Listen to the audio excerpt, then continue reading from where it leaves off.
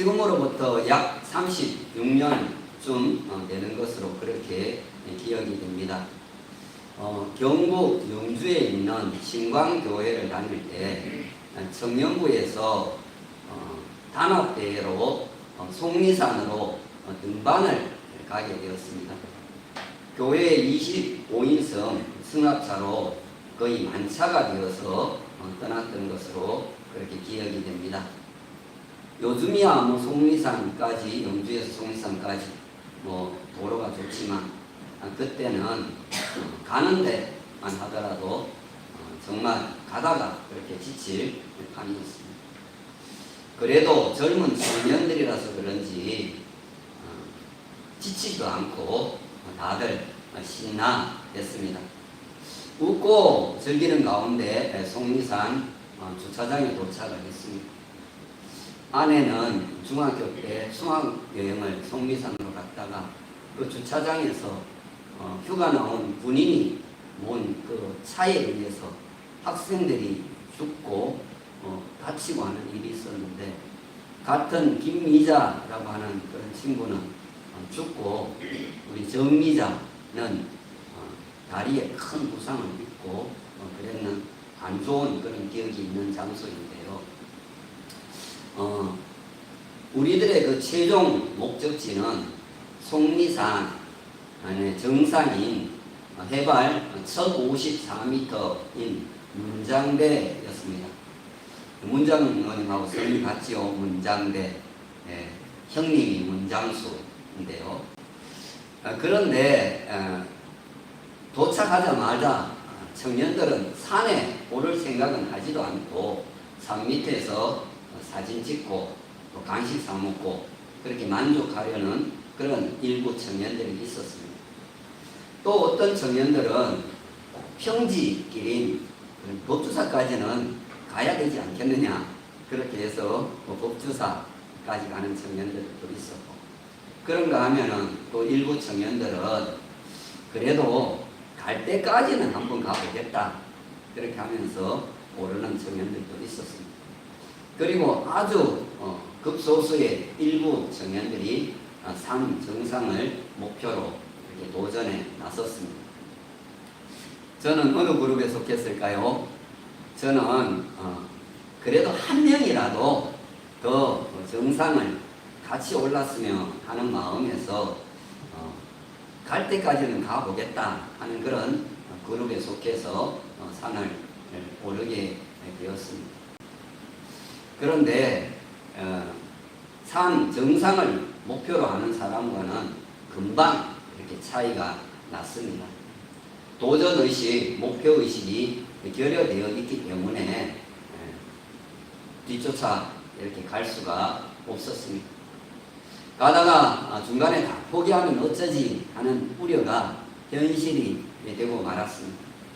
절반도 못 가서 포기를 하고 청년들이 하산을 하는 것입니다.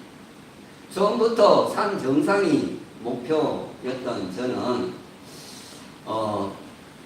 청년들을, 이렇게 앞서간 청년들을 뒤쫓아 그렇게 가게 되었습니다. 너무 늦게 그렇게 뒤쫓아 가려고 하니까 얼마나 힘이 들든지 저 산만 넘으면은 되겠지 했는데, 넘으니까 또 산이 나옵니다. 7분 응선 가면은 할딱고개, 헐떡고개라고 하는 곳이 나오는데요. 정말 숨이 멎을 정도로 그렇게 할딱거리면서 뒤쫓아가야 되니까 더 그런 거, 다리에 막 쥐가 날 그런 정도였습니다. 산에 오르다 보면은 위험 요소들이 참 많이 있습니다. 발을 헛디뎌서 낭떠러지에 이렇게 떨어질 수도 있고 악산이니까, 또 태양볕에 너무 노출이 되어서 위험할 수도 있고, 또 사나운 그런 짐승이나 독사, 살모사 같은 뱀을 만날 수도 있을 것입니다. 그래도 그 모든 고비를 넘어서 산 정상에 제가 우뚝 서게 되었습니다. 1054m. 먼저 이렇게 온 청년들이 저를 기쁘게 맞아주었습니다. 산 정상에서 맛보는 그 희열은 정말 이루 말할 수가 없어요. 가보지 않은 사람은 알 수도 없고 맛볼 수도 없는 그런 기쁨이었습니다. 그곳에서만 이 참된 안식과 쉼이 있었습니다. 가는 도중에 쉬는 거는 쉬는 것도 아니지. 산 정상에 서니 가슴이 정말 뻥 그렇게 뚫리는 것 같았습니다. 산 정상에 서니까 세상이 다 아래로 이렇게 보였습니다. 산 정상에 서니까 세상이 그렇게 넓게 보일 수가 없었습니다. 내려올 때, 하산할 때는 거의 날듯이 제가 1등으로 이렇게 내려왔습니다. 별명이 제가 날다람쥐였거든요. 내려왔어요. 올라갈 때는 뒷조차 가려니까 발걸음이 너무 무거웠는데 산 정상에서 이렇게 쉼을 얻고 나니까 세임이 이렇게 솟아나서 몸이 가벼워서 그랬던 것 같습니다. 산 정상에 갔다 온 사람은 가보지 않은 사람들에게 할 말이 정말 많았습니다. 뭐 약간 이렇게 보태기는 있지만요. 산 정상에 갔다 온 사람들은 가보지 않은 사람들에게 정말 입에 침이 마르도록 그렇게 산 정상에서 본 것을 자랑을 했습니다. 시편 120편에서 134편까지는 성전으로 올라가는 노래라고 하는 표제가 이렇게 붙어 있습니다. 이스라엘 백성들은 이런저런 이유로 인해서 이방 지역에 뿔뿔이 흩어져서 살게 되었습니다. 당연히 이방 지역에 있는 회당에서 예배를 드릴 때에 본 시편들을 이렇게 낭송을 자주 하면서 고국에서의 예배에 대한 그리움을 달래곤 했던 것입니다. 시편 121편은 그 중에서도 성전으로 올라가는 그 여정 중에 부르는 노래가 됩니다. 1절에 보시면은 내가 산을 향하여 눈을 들리라 이렇게 시인은 말을 하고 있습니다. 그런데 히브리어 원문에 보면은 산 이렇게 단수로 되어 있지 않고 산들 이렇게 복수로 되어 있습니다. 하림이라고 하는 복수로 되어 있습니다. 하림 다 있죠. 복수로 되어 있어요. 이 산에 대한 해석을 한 3가지 정도로 그렇게 합니다. 2가지는 복수, 산들 이렇게 해석을 하는 것이고 하나는 산 이렇게 해석을 합니다. 첫 번째는 이 산들이라고 해석을 했을 때는 이방 지역에 있는 산들과 예루살렘에 있는 시온산을 포함한다. 그렇게 해석을 합니다. 여러 산들이 있지만은 하나님의 성산인 시온산을 향해서 눈을 들겠다는 것입니다.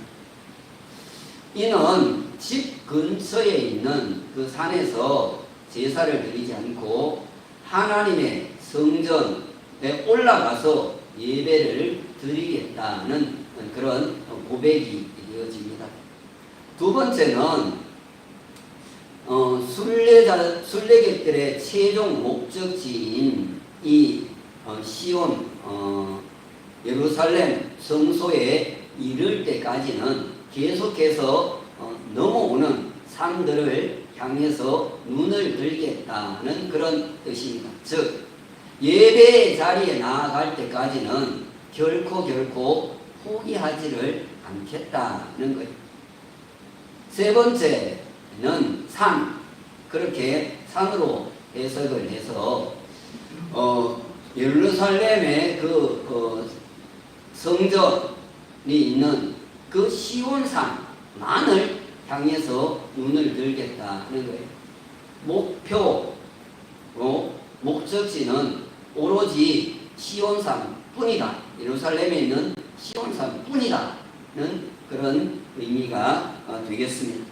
자, 그리고 여기 눈을 들리라는 이 표현은 하나님에 대한 앙망, 성전에 대한 갈망, 예배에 대한 열망 말해 주는 것입니다.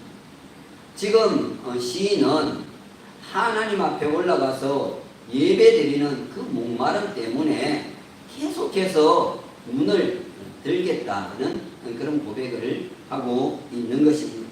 자, 1절 끝에 보시면은 나의 도움이 어디서 올까? 그렇게 시인은 스스로에게 묻고 있습니다. 그가 이렇게 스스로에게 묻는 이유가 있습니다. 뭡니까? 굳이 하나님의 성산에 올라가서 예배를 드려야만 복을 받을 수 있단 말인가? 라고 하는 질문을 하는 자들이 있기 때문에 그런 거예요.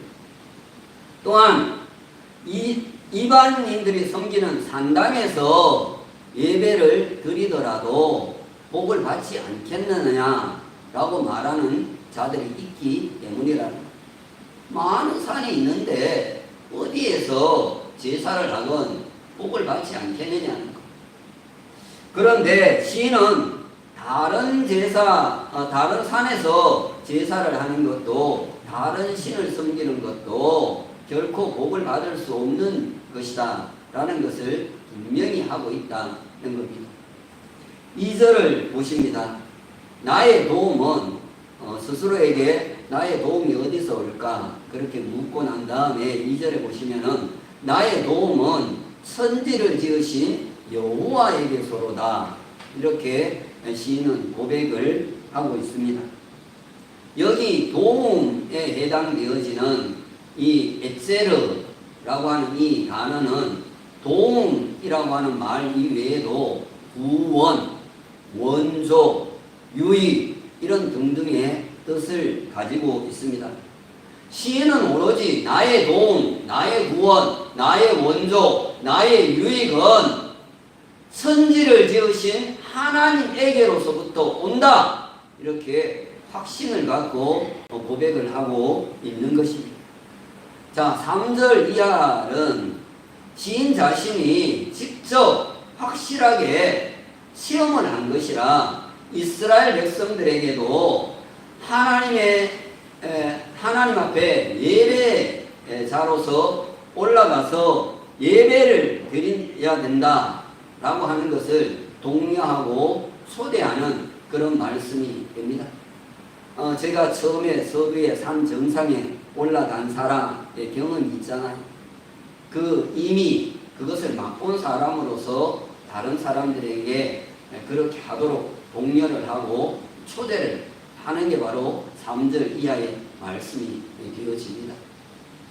이제 예배 드리러 가는 자들에게 하나님께서는 어떤 복을 주시는지를 오늘 3가지를 생각을 해 보려고 합니다. 첫째는 실족하지 않는 복입니다. 오늘 3절 시작 부분을 보시면은 여호와께서 너를 실족하지 아니하게 하시며 라고 말씀을 하고 있습니다. 여기 실족하다에 해당되는 히브리어 모터는 여러 가지 뜻이 있는데요. 미끄러지다, 요동하다, 이탈하다, 또 밑으로 떨어지다, 탈선하다는 등등의 뜻을 가지고 있습니다. 여러분, 성전을 향해 산을 이렇게 넘어올 때 여러 가지 변수가 생길 수가 있습니다. 여러분들이 교회를 오려고 하면은 여러 가지 변수가 생기지 않습니까? 발을 헛디뎌서 낭떠러지에 떨어질 수도 있고, 마음이 갑자기 요동해서 너무 거리가 머니까 에이 가지 말아야지 하고 마음이 요동해서 뒤돌아갈 수도 있고, 또 길을 잘못 들어서 곁길로 갈 수도 있고, 교회 오는 중에 이단의 유혹을 받아서 또 실족할 수도 있는 그런 여러 가지 변수들이 있습니다. 제가 아는 형이 교회를 나오게 되었습니다. 근데 이 형은 주일 예배는 나오지를 않고 목요일 밤에 드리는 청년부 모임만 이렇게 참석을 했습니다. 왜 그럴까 생각을 해봤더니 그 당시에는 사람들을 자유롭게 이렇게 만날 수 있는 곳이 교회였거든. 이 교회에 여청년들이 많으니까 뭐 자매라도 한 명 이렇게 사귀어 볼까 해서 교회를 나왔던 거예요. 그런데 늘 교회를 올 때마다 자주 이렇게 유혹을 받는 거예요.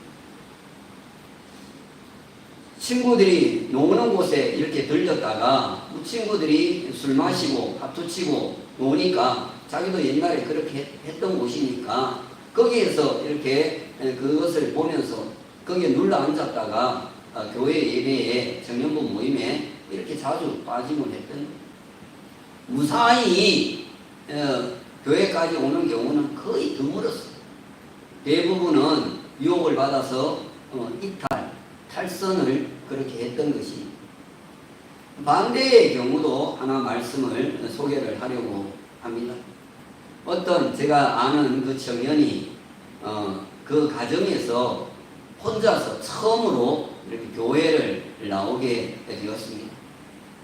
교회가 집이 어디였냐 하면은 강원도 태백, 요즘에 문자원님이 태백을 그렇게 외치시던데요. 거기는 열대야가 없다고 태백을 외치시더라.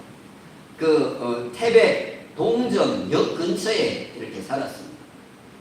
교회는 어디였냐 하면은 태백 철암이라고 하는 곳 거의 다 가서 있는 동점 진내교회였습니다.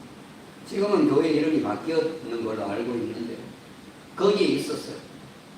그런데 아버지가 교회를 다니면은 집안 망한다.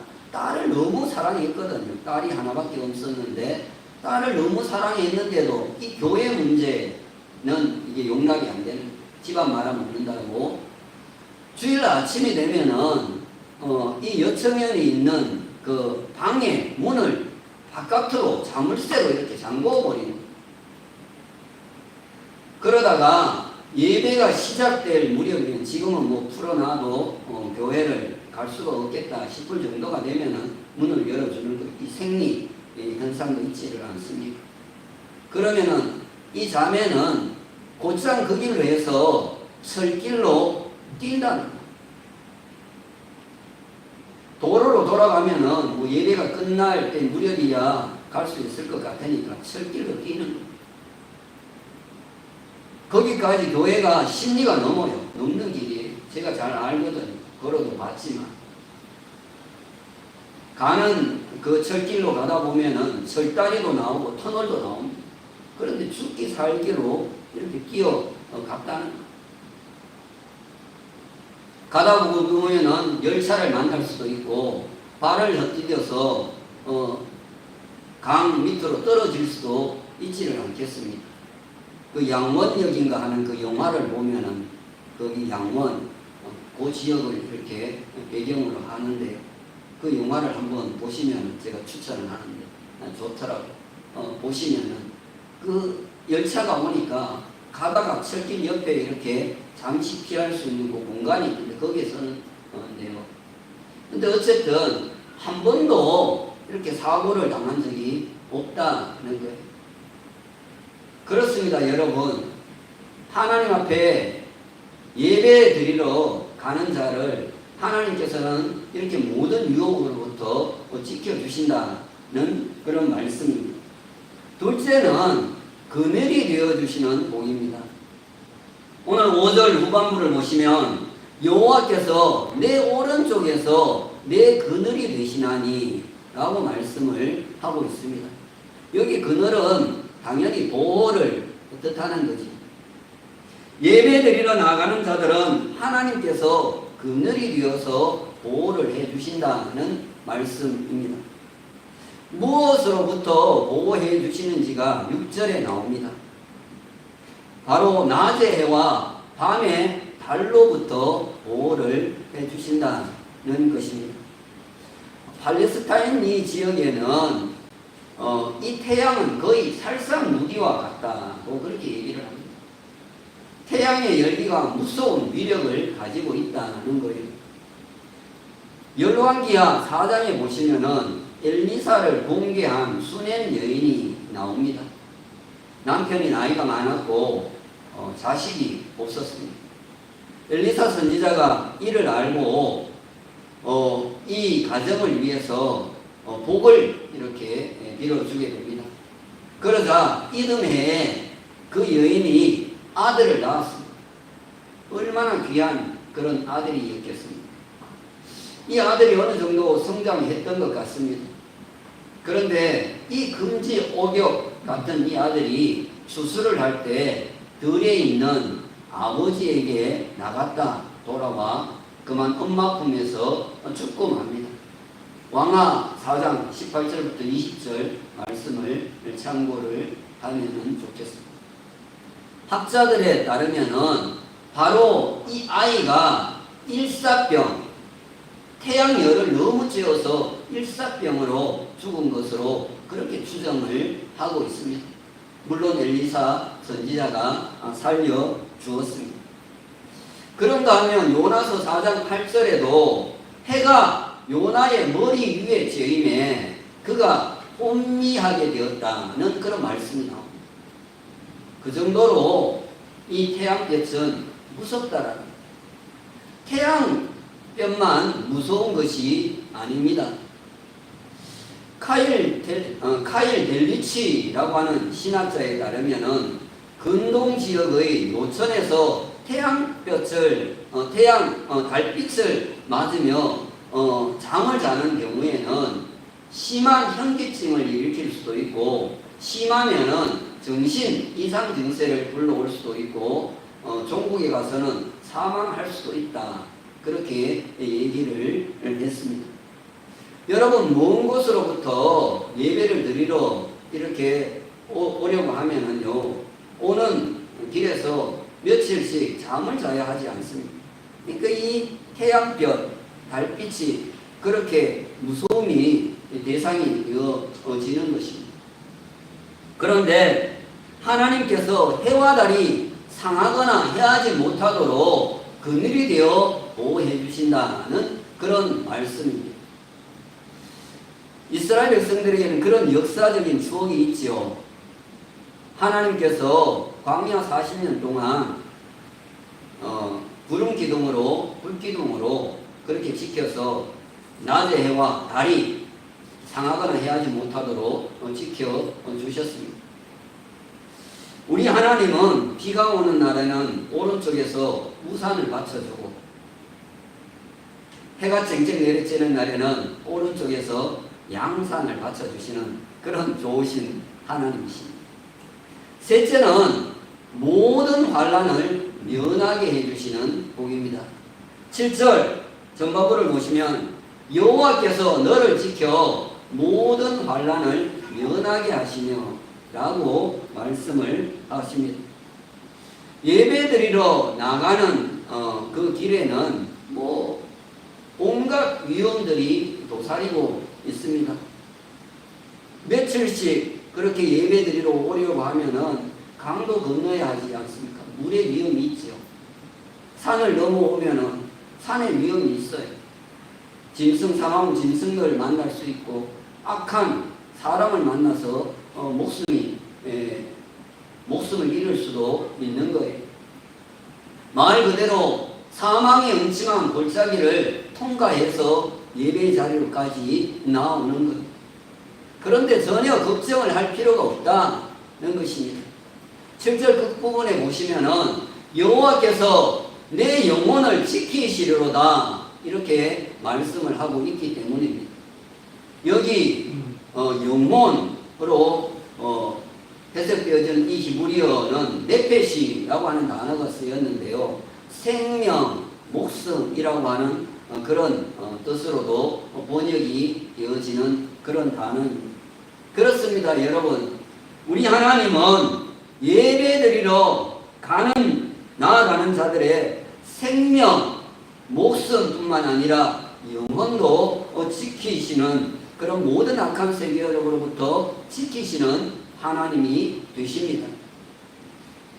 8절에 보시면은 시인은 여호와께서 너의 출입을 지금부터 영원까지 지키시리로다 말씀을 하고 있습니다. 집에서 나와서 성전으로 들어갈 때까지를 말합니다. 또한 성전에서 나와서 집으로 들어갈 때까지를 말합니다. 그런데 여기 보시면 지금부터 영원까지 라고 말씀을 하고 있습니다.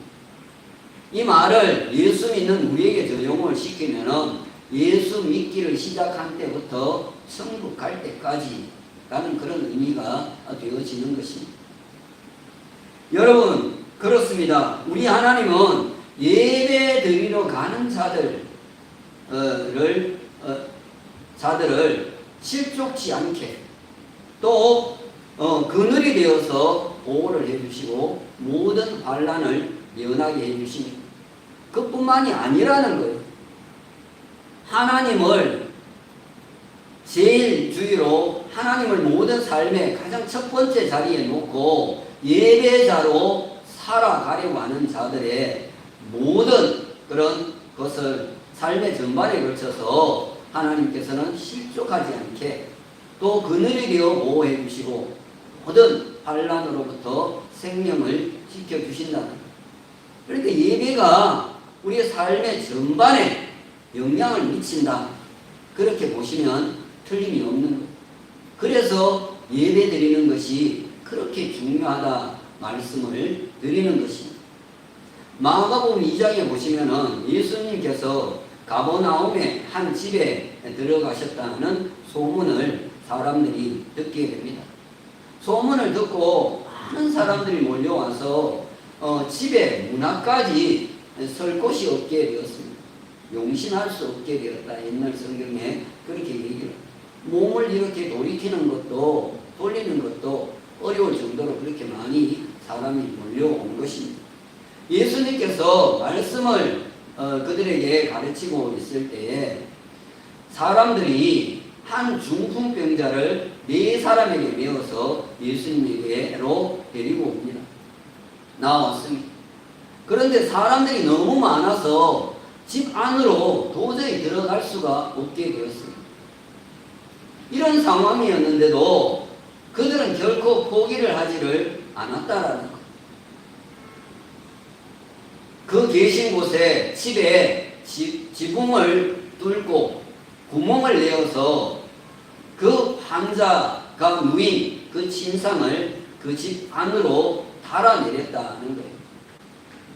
그들에게는 사람들의 비난도 모든 장애에도 또 남의 집을 그렇게 망가뜨림으로 인해서 발생하게 되는 모든 비용에 대해서도 전혀 개의치를 않았습니다. 그들은 오로지 병자들을 고치는 것만 생각을 했다는 것입니다. 눈을 들어 오로지 그들은 주님만을 바라보았습니다.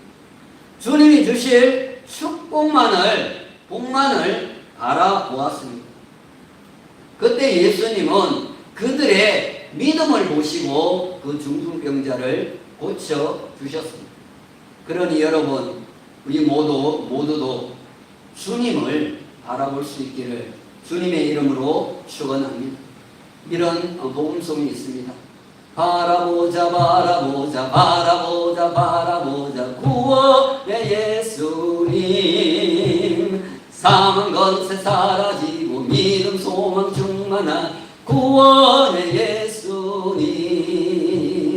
바라보자 바라보자 바라보자 바라보자 치료의 예수님, 악한 질병 사라지고 영육간의 강건한 치료의 예수님. 예수님을 바라보면요 구원이 옵니다. 예수님을 바라보면요 치료의 역사가 일어납니다. 여호와를 앙망하는 자에게 주시는 복이 있습니다. 이사야 40장 31절 말씀입니다. 오직 여호와를 앙망하는 자는 새 힘을 얻으리니 독수리가 날개치며 올라감 같을 것이요 다른 박질하여도 곤비하지 아니하겠고 걸어가도 피곤하지 아니하리로다. 앙망하는 자에게, 하나님을 앙망하는 자에게 주시는 복은, 여러분, 하나님을 앙망하는 자는 새 힘을 얻습니다. 올라감의 복이 있습니다. 달려가도 곤기치 않는 복이 있습니다. 걸어가도 피곤하지 않는 복이 있습니다. 성전에 이른 자에게 주시는 복이 있습니다. 이사야 35장 10절입니다. 여호와의 속량함을 받은 자들이 돌아오되 노래하며 시온에 이르러, 아까 시온산이 있었죠. 시온에 이르러 그들의 머리에 영영한 희락을 띠고 기쁨과 즐거움을 얻으리니 슬픔과 탄식이 사라지리로다. 성전에 이른 자에게는 기쁨과 즐거움의 복이 있습니다. 성전에 이른 자에게는 슬픔과 탄식이 사라지는 복이 있습니다. 성전을 사랑하는 자에게 주시는 복이 있습니다. 시편 122편 6절 말씀.